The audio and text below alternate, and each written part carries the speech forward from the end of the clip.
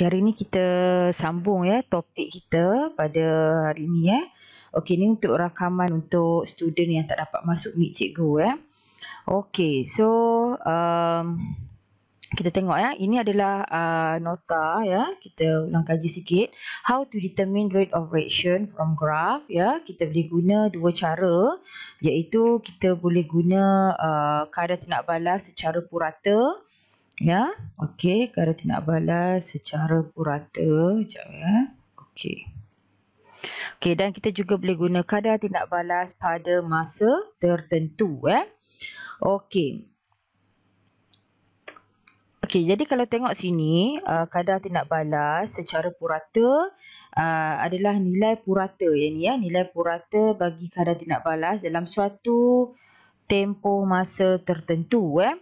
Jadi dia ada dua jenis ya. Jadi satunya adalah kadar tindak balas purata keseluruhan.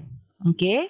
Dan kita perlu ingat ya, untuk kita menentukan kaedah menentukan kadar tindak balas ada dua. Okey, yang pertama ni adalah kadar tindak balas secara purata. So kadar tindak balas secara purata ni ada dua jenis. Satu, kadar tindak balas purata keseluruhan ya, di mana kita tengok sini perubahan isi padu akan berhenti di sini, menunjukkan tindak balas lengkaplah pada titik ini, dan sini adalah masa yang diambil untuk melengkapkan tindak balas ya. Okey, so ini adalah kita nak kira kadar tindak balas purata keseluruhan ya. Okey, satu lagi adalah kadar tindak balas purata pada tempoh tertentu. Contoh ya, kita dah buat minggu lepas ya, calculation ni. Kiraan ya. Contoh macam ni ya, kita kira from X mean to Y mean. Macam tu kan. So ni gambar dia. Dia ada tempoh masa yang tertentu. Pada masa from X mean to Y mean. Lepas tu daripada X second minute ya, nak kira pada minit yang kedua, dan juga kita nak kira pada minit yang ketiga. Ya. Okey, so ini kita dah kira minggu lepas ya, cara-cara dia. Okey. Dan selain daripada kita menentukan kadar tindak balas secara purata, kita juga perlu mengira kadar tindak balas pada masa tertentu. Kita panggil instantaneous rate of reaction. So apa kita perlu buat? Kita kena lukis tangent ya. Okay, apa maksud kadar tindak balas pada masa tertentu ni? Bermaksud kita kena cari nilai sebenar bagi kadar tindak balas pada suatu masa tersebut. Pada suatu masa ataupun saat tersebut ya. Okey, contoh macam ni ya, kita perlu lukis tangent ya. Okey, kita perlu lukis tangent pada titik T ya, pada titik T point tu. Okey, pada titik T point sini ya. Dan kita hitungkan kecerunan garis tangent. Ya. So kadar tindak balas pada masa T ni di sini, pada masa T ni diwakili dengan kecerunan graf pada titik T saat ini. Ya. Okey. Contohnya, okey, kita tengok contoh kat sini. Kita kena perlu lukis graf. Macam inilah ya. Kita kena lukiskan satu garis tangent pada titik T. Yang ni pada titik 120 saat ini. Dan kita hitungkan kecerunan garis tangent. So, kadar tindak balas pada masa T ni diwakili dengan kecerunan graf pada titik T. So, kadar tindak balas pada masa T ni hanya dapat ditentukan ya daripada kecerunan graf. Ini yang kita katakan kadar tindak balas pada masa tertentu. So kita kena kira lah. Ni ya, 56 kita kena kira dekat sini ya. Ni 56 sini tolak 20. Okey, Pak CY dulu, lepas tu bahagi dengan Pak CX. 222 dekat sini tolak dengan 18 ya. Okey, so kita dapatlah unit dia ya. Okey. So ini adalah perubahan kepada graf. Okey, perubahan kepada graf. Kalau kita tengok pada masa T3 di sini, ini kita panggil flat part ya. Okey, kecerunan graf graf mendata ni, kalau kita nampak graf ni flat part ataupun mendata ni mewakili tindak balas sudah lengkap dan dia berhenti ya. Dan kadar tindak balas akhir dia adalah 0 cm3 per second. Jadi maksudnya kita tengok sini semua bahan tindak balas sudah habis digunakan. Okey, sini kita panggil curve part ya, ataupun kecerunan. Kita ada satu curve ya, lengkung dekat sini. Jadi lengkungan ni akan bergantung kepada, lepas ni kita belajar faktor-faktor yang mempengaruhi kadar tindak balas ya. Kalau kita nampak pada peringkat pertama sini kita panggil pada T1. Kita contoh pada sini pada peringkat awal T1, kecerunan garis tangent ni mewakili kadar tindak balas awal. So kalau kita tengok kecerunan garis tangent ya di kawasan sini lebih besar. Dia lebih besar di sini ya. Jadi kita panggil kadar tindak balas ini tinggilah. Dan di kawasan ini adalah kawasan di mana kepekatan ion kepekatan bahan tindak balas ataupun jumlah amount bahan tindak balas tu masih tinggi ya. Di peringkat awal bahan tindak balas masih tinggi, jadi kadar tindak balas pun tinggi. Tapi bila dah nak sampai ke, sebelum dia sampai ke flat part ya, ataupun sebelum dia sampai ke kawasan mendata ini, katalah di kawasan T2 pula sini, ini maksudnya kecerunan garis tangent makin kecil ya. Kalau kita buat sini kan garisan tangent ni besar. Kalau kita buat kecerunan dekat sini pula, ya, kalau kita buat di sini ya, contoh ya. Okey, cikgu buat, jap, ada tak sini pen. Okey, contoh katalah orang buat segitiga dekat sini ya. So kecerunan dia kecil lah berbanding dengan sini ya. Kalau kita buat pada masa tertentu sini, ni kecerunan dia besar. Sorry ya, cikgu tak ada patutnya garis lurus ya. Okey, jadi kawasan ini. Okey, jadi kawasan ini kecerunan tangentnya kalau kita kira kecil lah. Sini kecerunan tangentnya besar kalau kita kira, buat calculation ya. Jadi bermaksud di kawasan sini kepekatan bahan tindak balas dekat kawasan sini ya. Dekat kawasan sini kepekatan kawasan tindak balas, kepekatan bahan tindak balas semakin menurun lah. Sini bahan tindak balas masih tinggi, so kadar tindak balas tinggi. So sampai di kawasan ini kepekatan amount ataupun kepekatan bahan tindak balas itu semakin berkurang, so kadar tindak balas pun menurun. So bila sampai ke kawasan sini, kadar tindak balas kadar tindak balas akan berhenti. Di sini maksudnya kadar tindak balas dia flat part ya, dia mendata. Maksudnya tindak balas sudah lengkap dan berhenti. Okey. Okey, di sini pun sama kalau kita tengok ya. Okey. Jadi kalau kita tengok sini, kalau soalan tanya ya. Okey, kalau kita tengok kat sini, kecerunan mana yang lebih tinggi? So sinilah, ini kecerunan dia lebih tinggi. Nampak lengkung ni ke bawah sikit. So kawasan ini kita panggil kadar di eksperimen 1 ni kadar tindak balasnya rendah berbanding dengan kecerunan di kadar tindak balas 2. Bermaksudnya eksperimen di tindak balas 2 ni menggunakan faktor-faktor yang kita nak belajar lepas ni ya. Ada beberapa faktor yang mempengaruhi kadar tindak balas tinggi. Kalau tengok di 2 Roman ni kadar tindak balasnya tinggi kerana dia menggunakan katalis, meningkatkan suhunya dan juga meningkatkan luas permukaan. Jadi ini adalah faktor-faktor yang kita akan belajar nanti yang mempengaruhi kadar tindak balas tinggi. So kita kena ingat ya, bila kadar tindak balas tinggi bermaksud dia mengambil masa yang cepat untuk ya. Kadar tindak balas tinggi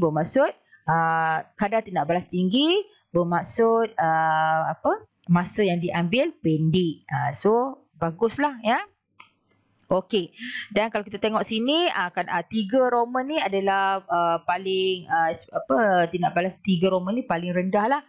Nampaklah kecerunan dia, kita ikut ranking. So 2 ni paling tinggi, kecerunan paling tinggi, kadar tindak balas paling tinggi. Eksperimen 1 ni dia nombor 2 ranking dia. Okey, nombor 3 ni adalah kadar tindak balasnya rendah lah sebab dia menggunakan faktor-faktor yang semuanya dia guna katalis, negatif katalis, dia menurunkan suhu dia kecil ya, rendah, dan juga total surface area ni kita maksudnya kadar size ya, luas permukaan terdedahnya rendah. So lepas ni kita akan belajarlah apakah faktor-faktor katalis suhu dan juga luas permukaan ni. Ya. Okey, ni sama juga kalau kita tengok ya.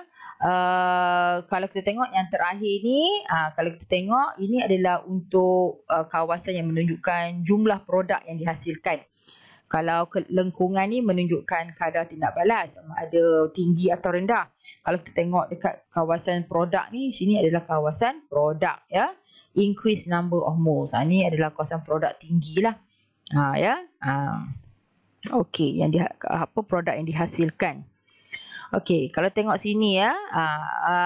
Okey, sama juga contoh ya, kalau kita guna zinc powder.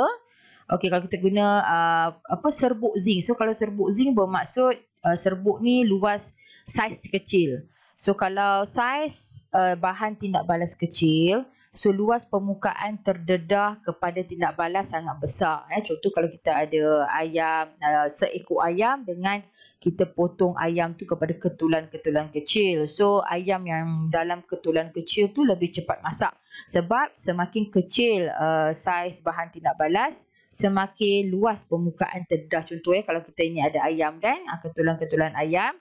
So tepi-tepi ni ada minyak. Jadi bila kita potong ayam tu kecil, jadi bila saiz kecil bila saiz kecil, luas permukaan terdedah kepada minyak-minyak yang untuk menggoreng sekeliling dia ni lebih mudah terdedah. Jadi semua permukaannya akan kena minyak yang panas. So dia cepat masak lah. Berbanding dengan kalau kita letak seekor ayam, dia akan luas permukaan terdedahnya terhad. Jadi dalam tak masak, hanya luar sahaja yang masak. Macam tu. Jadi kita kena ingatlah kalau saiz lagi kecil, luas permukaan terdedah di semua arah dia akan jadi cepatlah masak ayam tu. Jadi tak adalah kita dapat ayam yang merah-merah tu kan, maksudnya tak masak. Itu maksud dia ya. Okey, so kalau kita tengok sini, dua Roman ni tindak balasnya baguslah ya. Dia menggunakan serbuk zinc kan. Jadi kita tengok kenapa 3 ni mungkin dia menggunakan kepekatan asid yang rendah. Dia ada perbandingan ya. Okey, lepas ni cikgu akan tunjukkan perbandingan itu. Okey, teori pelanggaran ni bermaksud tindak balas hanya akan berlaku apabila pelanggaran. Okey, sebenarnya semua dalam tindak balas kimia, semua atom ya, semua atom ataupun zarah-zarah semuanya berlanggar ya. Dan bila diorang berlanggar tu perlu mencapai jumlah minimum yang tertentu, iaitu tenaga pengaktifan, dan juga zarah-zarah ni perlu berlanggar dalam orientasi yang betul. Bila dua syarat ini ditepati, bermaksud ini kita panggil pelanggaran berkesan ya. Okey, lepas ni cikgu akan terangkan apa itu.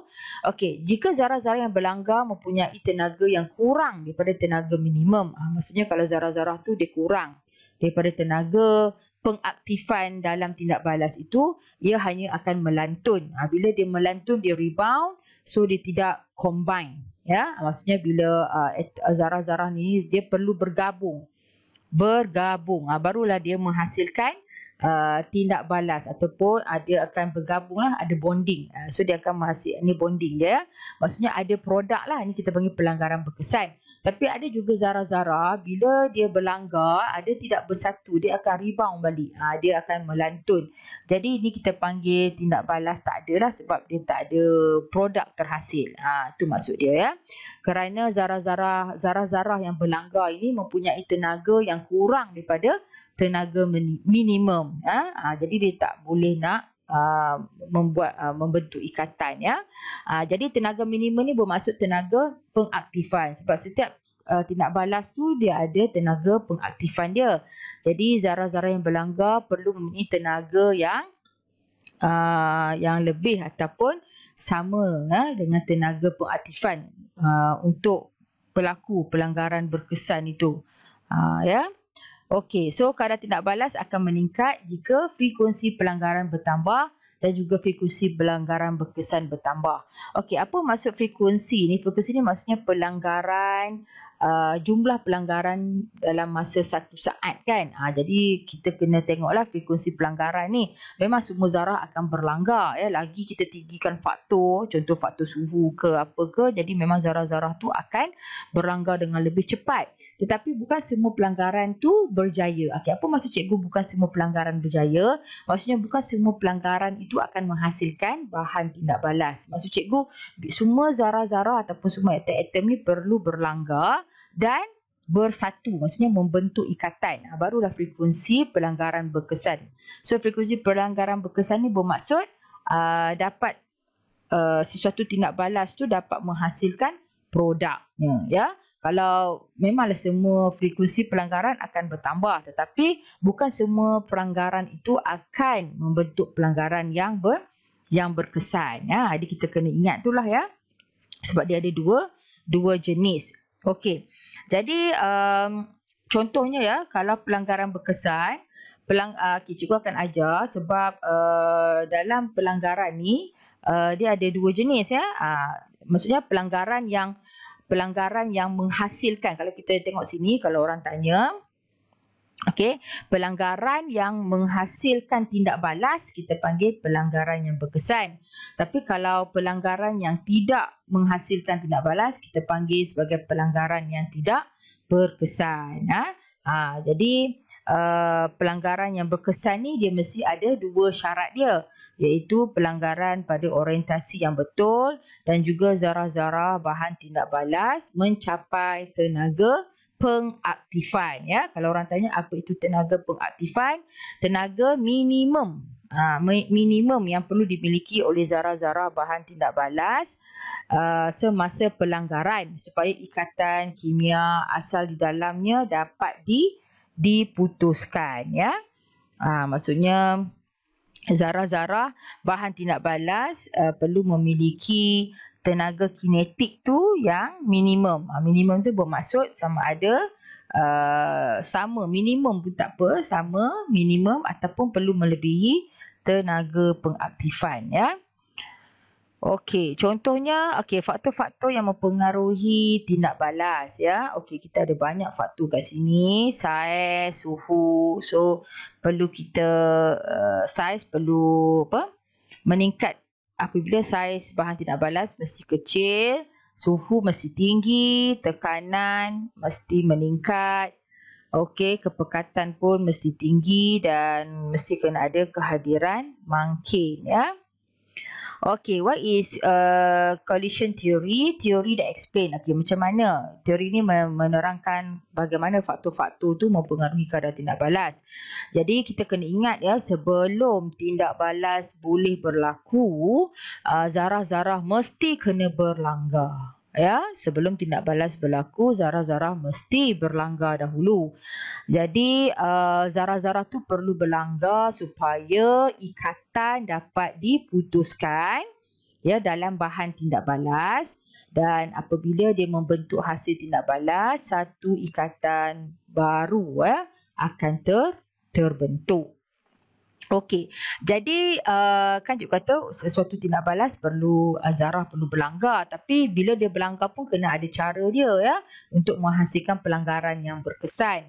Jadi pelanggaran yang berkesan perlu ada tenaga yang cukup untuk mengatasi tenaga pengaktifan, ya. Jadi lagi satu perlu berlanggar dengan orientasi yang betul. Dan yang penting juga pelanggaran ini perlu menghasilkan tenaga yang cukup untuk mengatasi tenaga pengaktifan, ya.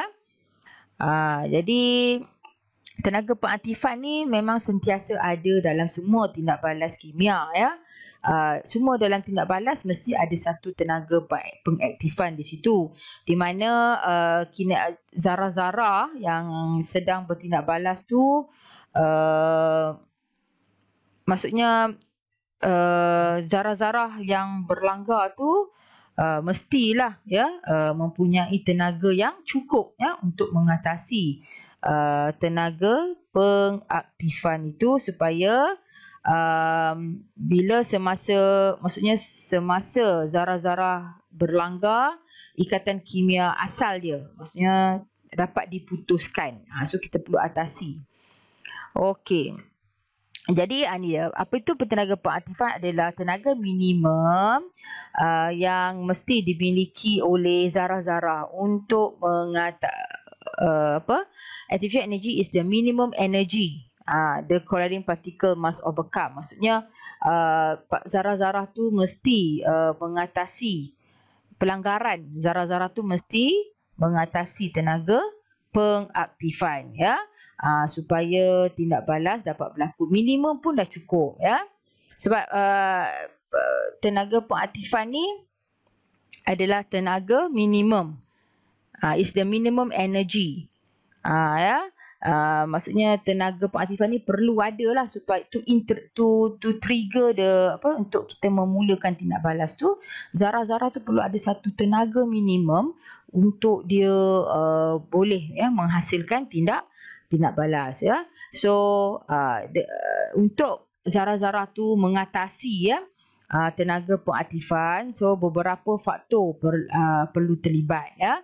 Jadi sebenarnya untuk zarah-zarah tu mengatasi tenaga pengaktifan, ya, jadi yang penting zarah-zarah tu at least ada minimum energy. Minimum pun tak apa, ya, supaya tenaga pengaktifan tu dapat diatasi.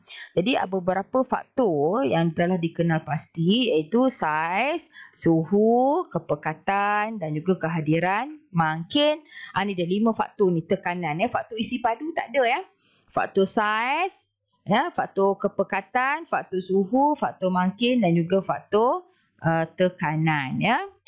Okey, so semakin kecil saiz bahan, so kena ingat ni, semakin besar jumlah luas permukaan bahan yang terdedah, so maka kadar tindak balas semakin tinggi. So kalau kita tengok ni saiz besar, ya, kawasan ini, ya, saiz ni, ya, saiz besar. Okey, cuba besarkan sikit pointer ni.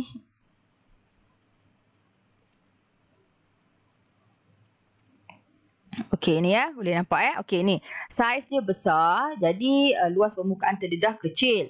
Kalau saiz kecil, luas permukaan terdedahnya besar. So ini lagi bagus, ya.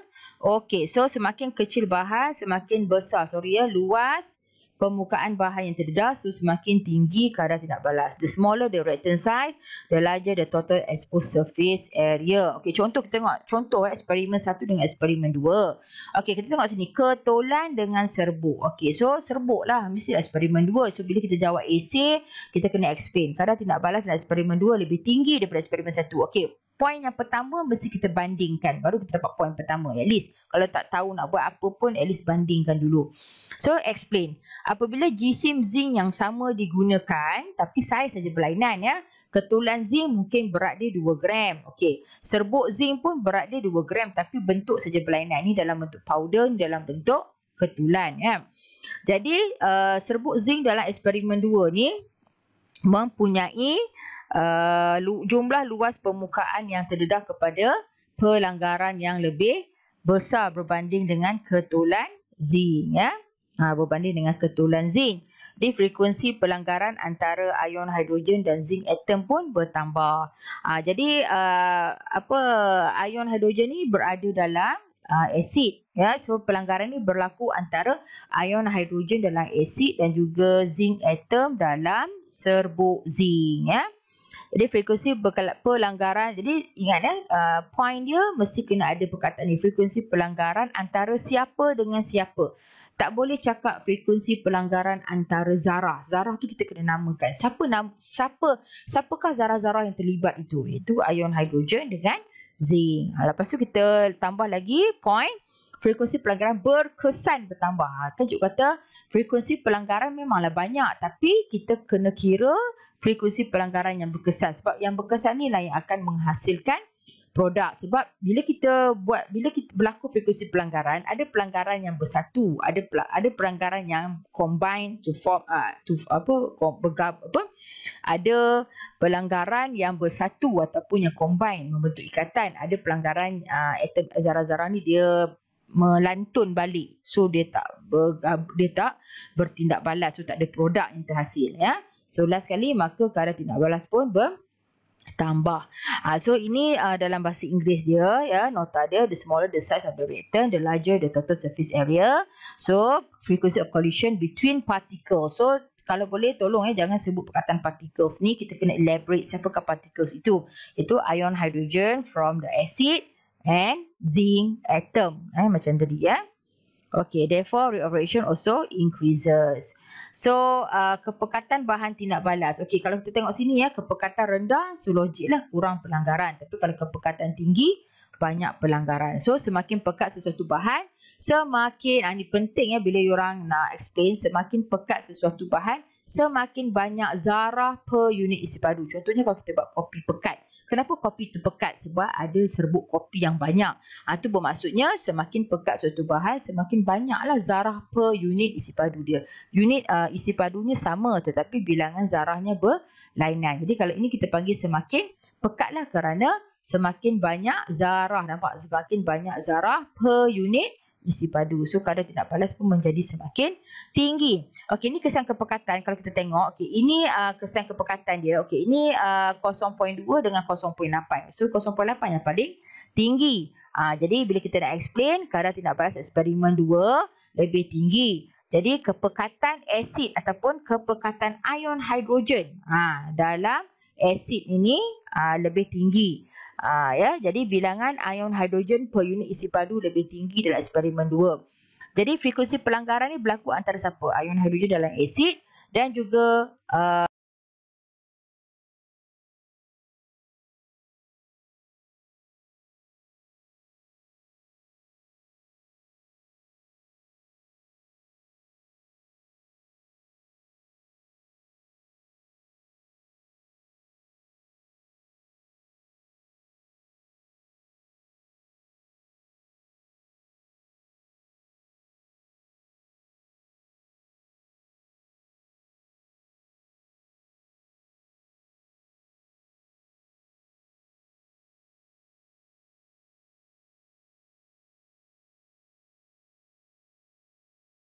bertambah.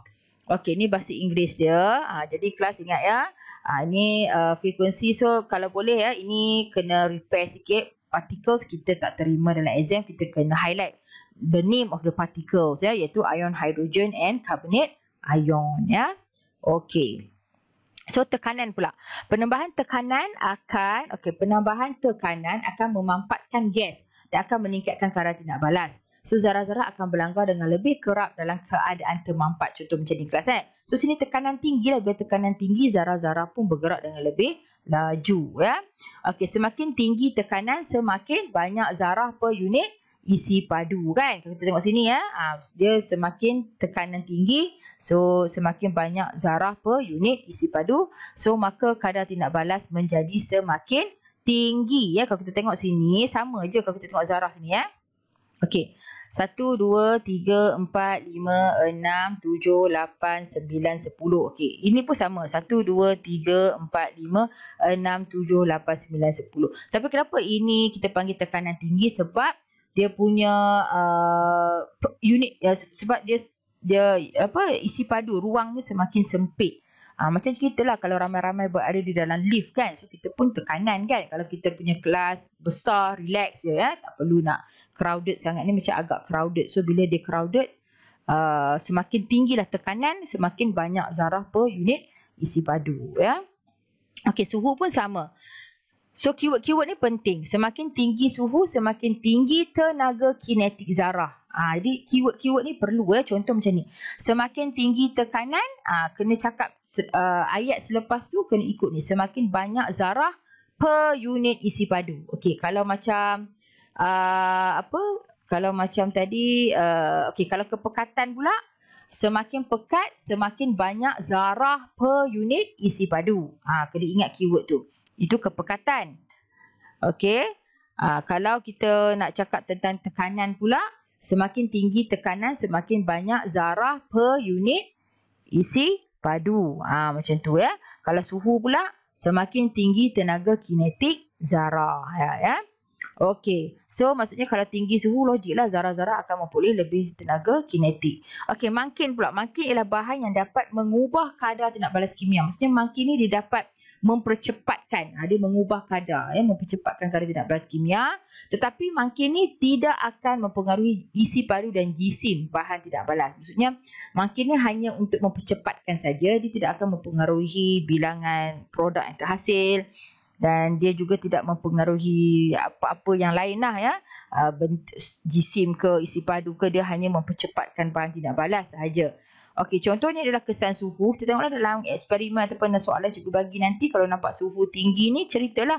Oh, eksperimen 2 suhu lebih tinggi kerana apa? Lebih banyak tenaga haba diserap dan tenaga kinetik zarah. Okey, zarah ni kita kena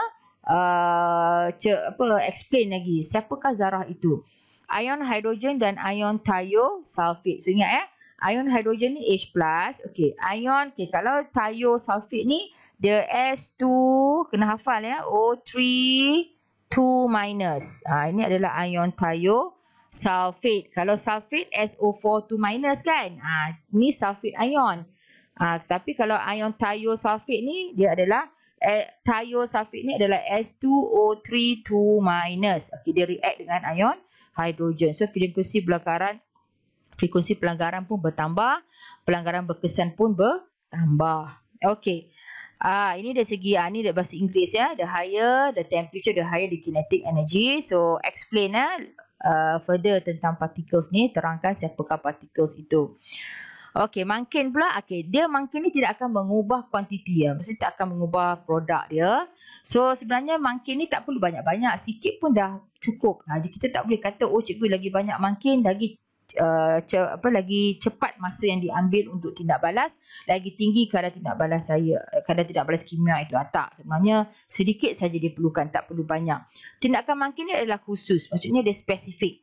So mangkin ni tidak akan berubahlah secara kimia atau kuantiti. Contoh kalau diorang letak mangkin tu bentuk saiz, mangkin tu saiznya kecil contoh mangkin tu dia tidak akan berubahlah. Contohnya kalau mangkin tu saiz serbuk, so last kali dia tetap juga serbuk. Lepas tu kuantiti pun sama.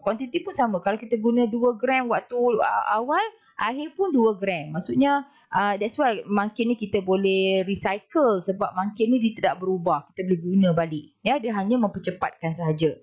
Okey, ciri-ciri mangkin tidak mengubah kuantiti. So dia tidak mempengaruhi produk tu, hanya sedikit diperlukan. Okey, contoh kalau kita guna manggan oksida, MnO2. Okey, manggan oksida ni dia akan memangkinkan, dia akan mempercepatkan penguraian tindak balas kalium klorat. Ya. Dia akan memangkinkan penguraian kalium klorat tetapi tidak kalium nitrat. Okey. So dia spesifik. Manggan oksida hanya untuk kalium klorat. Macam tu ya. So mangkin dapat meninggikan kadar tindak balas. So pada akhir tindak balas mungkin tidak berubah secara kimia atau kuantiti, namun mungkin berubah secara fizikal. Okey, ini sifat-sifat mungkin ya. Saiz kecil, tidak berubah, jisim sama saja, kuantiti sikit je diperlukan, tidak mengubah kuantiti hasil khusus, dan dia hanya mengubah kadar tindak balas sahaja. Okey, samalah mungkin ni tengok dia guna larutan kuprum 2 sulfat. So larutan kuprum 2 sulfat ni hanya spesifik untuk tindak balas asid dengan logam reaktif ya. Jadi kehadiran mungkin membolehkan tindak balas berlaku melalui laluan alternatif dengan tenaga pengaktifan yang lebih rendah. Contoh ya, kalau kita pergi naik bukit kan, kita nak pergi ke puncak sana. Jadi kita ada satu laluan shortcut. Jadi ini kalau laluan panjang bukit ni, ini maksudnya tenaga pengaktifan dia tinggi. Kalau kita guna shortcut ni, tenaga pengaktifannya rendah.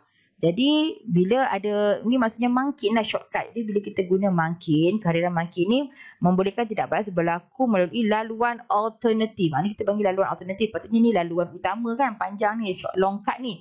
Ni laluan alternatif dengan tenaga pengaktifan yang rendah. So lebih banyak, bila tenaga pengaktifan rendah, lebih aktif lah ataupun lebih banyaklah ion hidrogen dengan atom zinc tu boleh mencapai tenaga pengaktifan yang rendah ini ketika berlanggar. Jadi frekuensi pelanggaran pun akan bertambah sebab tenaga pengaktifan tu dapat direndahkan, telah rendahkan sebab ada kehadiran mungkin ya. Okey, ni bahasa Inggeris. The alternative path ataupun laluan laluan yang apabila ada presence of catalyst ataupun kehadiran mangkin ni menyediakan satu laluan alternatif, di mana laluan alternatif itu mempunyai tenaga pengaktifan yang rendah. Bila tenaga pengaktifan tu dah direndahkan, jadi lebih banyaklah zarah-zarah boleh berlanggar dan boleh mengatasi tenaga pengaktifan yang rendah itu. Ya, okey. So, ni. So, eksperimen ni orang boleh tengok dalam cikgu punya site ni. Okey, klik site ni, ada banyak video-video eksperimen-eksperimen yang guru-guru seluruh Malaysia telah sumbangkan ya. Terima kasih kepada cikgu-cikgu sebab dalam saya ada mengambil ya video-video tu untuk dikumpulkan di dalam site ni supaya menyenangkan semua student untuk tengok ya eksperimen-eksperimen yang penting ya.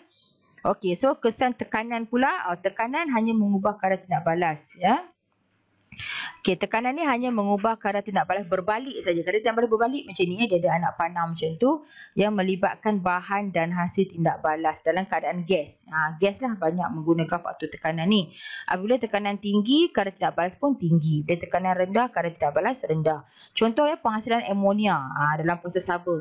So dijalankan pada tekanan yang tinggi. So tekanan ni tidak memberi kesan kepada kadar tindak balas untuk pepejal dan larutan. Jadi ingatlah faktor tekanan ni hanya pada tindak balas yang melibatkan gas saja. Contoh kan ni nitrogen, react dengan hidrogen. Nitrogen ni pun gas. Hidrogen ni pun gas. So dia akan menghasilkan amonia. So amonia ni pun gas. Jadi semua tindak balas yang gas ya, melibatkan tekanan. Ini ada faktor-faktor yang mempengaruhi kadar tindak balas ya. Pembakaran bahan api. So bahan api seperti kayu arang lebih mudah dinyalakan jika saiznya kecil kan. Penyimpanan makanan dalam peti sejuk. So sama juga dalam keadaan sejuk, pertumbuhan kimia serta proses biokimia dalam makanan. Maksudnya proses biokimia bakteria ke apa dapat diperlahankan ya. So makanan dapat disimpan lebih lama. Kalau kita memasak makanan dalam periuk tekanan yang tinggi, memasak dalam periuk tekanan yang tinggi akan meninggikan takat didih air. Suhu yang tinggi akan meninggikan kadar tindak balas dan makanan akan dimasak dengan lebih cepat. Ini adalah proses-proses ya. Contoh proses haba, proses haba untuk menghasilkan amonia. Proses sentuh untuk menghasilkan asid sulfurik. Juga kena hafal ya, mangkin-mangkin yang terlibat ni. Mangkin-mangkin ni adalah yang spesifik. Proses Oswald ni menghasilkan nitric acid. Ni nama mangkin dia. Proses penghidrogenan ya. Penghidrogenan kat sini ya. Dia menghasilkan margarin. So ni dia punya mangkin. Ini nama proses peretakan ya. Peretakan ni nanti kita akan belajar dalam sebatian hidrokarbon, di mana molekul kecil hidrokarbon ya, molekul kompleks hidrokarbon dikecilkan menjadi molekul kecil hidrokarbon, dan ni kita panggil proses peretakan dan juga dia punya mangkin dia. So inilah graf-graf kadar tindak balas. Kalau kita tengok sini, ni semua kadar tindak balas tinggi, tindak balas cepat ya, kadar tindak balas tinggi, tindak balas cepat. Jadi semua ni menggunakan suhu yang tinggi, kepekatan yang tinggi, ada katalis ya. Ni pun samalah ya, contoh-contoh graf. Tapi walaupun eksperimen 2 dengan 1 ni, kadar tindak balas eksperimen 2 lebih tinggi, di mana tindak balasnya cepat. Untuk eksperimen 1 ni kadar tindak balasnya rendah, masa yang diambil panjang. Tetapi at the end sama-sama eksperimen 1 dengan 2 ni menghasilkan produk yang sama, volume yang sama dihasilkan. Maksudnya hasil produk yang terhasil tu sama. Contoh kalau eksperimen 2 ni dapat 50 cm3 gas karbon dioksida kan. Untuk eksperimen 1 pun menghasilkan 50 juga, tapi lambat atau cepat je berbeza. Eksperimen 2 lebih cepat. Jadi kita nampak dia punya kecerunan ni lebih steeper gradient. Maksudnya kecerunannya lebih tinggi ya. Ini pun samalah. Kalau kita tengok apa maksud graf yang macam ni pula. Tadi kita nampak graf yang macam ni kan. Dia bertemu dekat hujung tu. Apa maksud graf ni? Graf ni menunjukkan pada tindak balas pertama dengan tindak balas kedua berbeza amount produk dia. Eksperimen kedua ni mungkin produk dia tinggi, dapat 50. Eksperimen satu produk dia sikit je, 25 je. Macam tu contohnya. Macam ni kita nak kira berapa bilangan produk yang terhasil. Kita buat formula ni, MV over 1000. Jadi kita nampaklah eksperimen satu ni ni menghasilkan 0.05 mol sahaja. Eksperimen 2 ni menghasilkan 0.06 mol. So that's why graf dia tinggi. Nampak? 0.06 ya. Graf dia tinggi. Jadi itu cara kita nak mengira bilangan produk yang terhasil. Tapi kalau kita nak tahu siapa eksperimen yang cepat ataupun kadar tindak balas, eksperimen mana yang tinggi, kita tengok pada ni ya. Kita tengok ya. Okey, powder ini pun sama powder, maksudnya faktor saiz tidak mempengaruhi. Tapi kalau kita tengok sini, faktor kepekatan mempengaruhi. Set 2 ni patutlah dia punya graf ni kecerunannya tinggi sebab dia menggunakan kepekatan yang tinggi ya. Okey. Next macam ni. Okey, kenapa graf macam ni pula? Okey, graf macam ni bermaksud eksperimen 3 ni walaupun kadar tindak balasnya rendah, dia menghasilkan produk yang tinggi. Okey, eksperimen 1 ni pula walaupun kadar tindak balas dia cepat tau, nampak kecerunan dia lebih tinggi daripada ni, kecerunan ini lebih tinggi daripada kecerunan ini. So maksudnya kadar tindak balas 1 ni tinggi, tindak balas cepat tapi produk yang dihasilkan sikit. Macam itulah. So kita boleh kira produk dia guna MV/1000 ni. Ni M kali V bahagi 1000. Ni pun M kali volume, kepekatan M besar kali dengan volume bahagi dengan 1000. So kita dapatlah nilai produk dia. So eksperimen 1 ni sikit je 0.05. Ni eksperimen 3 ni 0.0075. So produknya tinggi. So tapi bila produk tinggi, apa dia punya kekurangan pula? Kita tengok eksperimen 3 ni, okey, ini pun sama guna powder, ini pun sama guna powder. Tetapi kepekatan ya, untuk eksperimen 1 ni nampak tak lebih tinggi 0.1. Ini kepekatan rendah 0.05. That's why kita tengok graf kecerunan eksperimen 1 ni lebih tinggi. Maksudnya kadar tindak balas dia cepat. Kadar tindak balas tinggi, tindak balas masa yang diambil cepat tapi produknya rendah ya. Okey, ini pun sama. Okey, tengok 4 dengan 1 ni. Okey, apa beza 4 dengan 1? Kita tengok 4 ya. Okey, 4 ni powder sama je tapi apa yang berbeza? Kepekatan dia. Kalau kita tengok kepekatan eksperimen 4 ni lagi tinggi. That's why graf dia tinggi. Nampak ni? Bukan graf, kecerunan graf dia tinggi ni. Ini kecerunan graf dia rendah sebab dia guna 0.1 saja. Tapi walaupun eksperimen 1 ni kadar tindak balas dia rendah kan, tapi dia menghasilkan produk yang sangat tinggi. Kita boleh kira lah dekat sini kadar tindak balas produk dia sangat tinggi. Ya, kalau sini produk untuk eksperimen 1 rendah. Ni untuk eksperimen 1 punya produk tinggi ya, tinggi. Tetapi kadar tindak balas dia rendah pula ya. Tengok dia punya graf ni bawah. Kecerunannya rendah sikit kan. Macam tu cara kita nak tengok ya. So kalau kita nak tengok graf tindak balas, kita kena tengok atas macam tu. Yang ini memang tinggi. Tapi kalau macam ni bermaksud apa? Sini kadar tindak balas tinggi, sini kadar tindak balas rendah. Tapi kalau nampak kadar tindak balas sini rendah tapi dia ada faktor yang baik pula. Dia ada ciri yang baik pula, dia menghasilkan produk yang banyak. Yang ini pula kadar tindak balasnya tinggi tapi dia menghasilkan produk yang sedikit. So ikut pada situasi, ikut kepada apa yang digunakan ya. Okey, ini pun sama. Okey, ini pula dia menghasilkan sama, produk yang sama. Nampak dia kira MV/1000. Sama, dia menggunakan asid dan nampak macam tak sama. Ini 50, ini 100, ini 0.1, ini 0.05, macam tak sama. Tapi bila kita kira MV/1000 dia sama. So produk samalah. Tapi macam mana kita nak bezakan siapa lagi bagus? Kalau tidak balas siapa yang lebih bagus, lebih tinggi, kita tengok sini. Ini powder sama. So faktor saiz tidak mempengaruhi. Jadi kita tengok faktor kepekatan asid. That's why set 1 ni lebih tinggi kecerunan dia. Yang ni eksperimen 5 ni kecerunannya rendah ya. Okey, teori pelanggaran pula. Ingat ya, semua jirim terdiri daripada zarah yang sentiasa bergerak dan berlanggar antara satu sama lain. Tindak balas kimia berlaku akibat pelanggaran. Ya, pelanggaran yang dapat menghasilkan tindak balas kimia ataupun pelanggaran yang dapat menghasilkan produk dipanggil pelanggaran yang berkesan. Okey. So kita tengok sini ya. Teori pelanggaran digunakan untuk menerangkan bagaimana faktor-faktor seperti saiz, kepekatan, suhu, makin dan tekanan mempengaruhi kadar tindak balas. So teori pelanggaran mengatakan bahawa tindak balas kimia mungkin akan berlaku ya akibat pelanggaran. Tapi pelanggaran antara zarah-zarah bahan tindak balas yang dapat menghasilkan hasil tindak balas itu yang disebut pelanggaran berkesan. Ada kita nakkan pelanggaran-pelanggaran yang menghasilkan pelanggaran yang dapat menghasilkan tindak balas, menghasilkan produk. Itu kita panggil pelanggaran berkesan. So tenaga pengaktifan tu bermaksud tenaga minimum yang zarah-zarah tu perlulah untuk memulakan untuk bertindak balas supaya dapat menghasilkan tindak balas. Okey, ni macam ni ya. Syarat-syarat pelanggaran berkesan. Okey, syarat ingat kalau pelanggaran zarah tu berkesan dia akan menghasilkan hasil tindak balas ya. Jadi dia perlu orientasi yang betul. Contoh ya, ini melintang, ini menegak macam tu. Melintang, menegak. So dia clash. So that's why pelanggaran tidak berlaku. Dia kalau kita nak orientasi yang betul, sini menegak, sini pun menegak. So dia boleh react. Ataupun sini melintang, sini melintang. So boleh react. Itu maksudnya dia tak boleh. Orientasi tak betul. Ni orientasi melintang, ni orientasi menegak. So bila dia berlanggar, dia clash. That's why dia rebounds balik. Kan macam tu ya. So dia ineffective collision. Nampak tak? Dia tidak, dia degil lah. Dia tidak boleh split. Bahan tindak balas tu tak boleh terpisah dan dia pun tidak boleh bergabung dengan bahan tindak balas lain untuk menghasilkan produk. Tapi kalau macam ni ada pelanggaran. Nampak? Bila ada pelanggaran berlaku, kita dah akan dapat bahan-bahan yang baru. Ya. Okey. Jadi ingat zarah-zarah yang berlanggar perlu mempunyai tenaga. Zarah-zarah yang berlanggar tu mesti mempunyai tenaga yang sama ataupun melebihi tenaga pengaktifan. Maksudnya at least tenaga minimum lah yang diperlukan.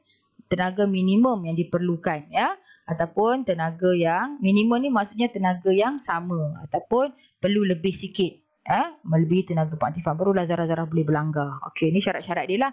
So syarat-syarat pelanggaran mesti orientasi betul, tenaga orientasi yang betul, boleh mencapai tenaga pengaktifan ya, boleh mengatasi. Maksudnya zarah-zarah ni perlu zarah-zarah tindak balas kimia ni perlu memiliki tenaga kinetik yang sama ataupun melebihi tenaga pengaktifan supaya tindak balas boleh berlaku kan. Okey, ini adalah rajah profil tenaga. Okey, kita tengok sini ya, rajah profil tenaga. Macam mana kita nak tahu? Katalah dalam exam cikgu bagi rajah profil tenaga. So kalau kita nak tahu macam mana kita nak ukur tenaga pengaktifan dia, tenaga pengaktifan dia diukur daripada bahan tindak balas kepada puncak. Ini adalah bahan tindak balas, ini adalah produk ya. Jadi kalau kita nak kira tenaga pengaktifan mesti diukur dari bahan tindak balas ke puncak. Ini kita panggil puncak ataupun peak dia. Ya, okay, kalau gambar macam ni pula, kalau gambar rajah profil tenaga yang macam ni, reactance dekat bawah ni, so tenaga pengaktifan dia mesti diukur daripada bahan tindak balas ke puncak. Apa-apa pun, tak kisahlah bentuk rajah profil tenaga macam mana pun, tapi mesti tenaga pengaktifan diukur daripada bahan tindak balas ke puncak ya. Okey, macam ni ya, ni kita nampak apa? Tenaga, kenapa graf macam ni? Ini menunjukkan tenaga bahan tindak balas lebih tinggi daripada tenaga hasil tindak balas. Itu maksud dia. Nanti kita akan belajar dalam topik termokimia tingkatan 5 nanti kan. Okey, ni apa maksud dia pula? Ini bermaksud dekat bawah, reaktan dekat bawah ni bermaksud tenaga bahan tindak balas lebih rendah daripada tenaga hasil tindak balas ya. Nanti kita akan belajar dalam endotermik ya, sebab endotermik ni serap haba. Jadi apabila bahan tindak balas ni sentiasa menyerap haba, jadi lama-lama kandungan tenaga dia pun tinggi ya. That's why produk ni mempunyai kandungan tenaga yang tinggi. Kenapa produk ni mempunyai kandungan tenaga yang tinggi? Kerana bahan tindak balas menyerap haba. Jadi dia punya haba yang tinggi lah. Tapi kalau apa maksud exothermic? Exothermic ni bermaksud bahan tindak balas sentiasa exit, sentiasa membebaskan haba. Bila bahan tindak balas ni dah banyak membebaskan haba, that's why kandungan tenaganya rendah. That's why apabila dia jadi produk, kandungan tenaga dah jadi semakin rendah. Kenapa kandungan tenaga dia rendah? Sebab semasa bahan tindak balas banyak dah tenaga diriliskan. Itu maksud dia ya. Okey, so inilah dia ya. Kita tengok tenaga yang diukur ya. So tenaga pengaktifan mesti diukur dari mana? Dari bahan tindak balas ke puncak ya. Ini pun sama. Tenaga pengaktifan ni diukur daripada bahan tindak balas ke puncak ya.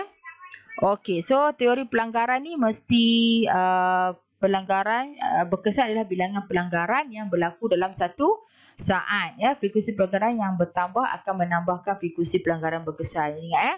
Apa maksud pelanggaran berkesan? Pelanggaran yang berlaku ya. Okey, so ini adalah eksperimen-eksperimen yang kita buat. Okey, eksperimen-eksperimen yang kita buat di sini.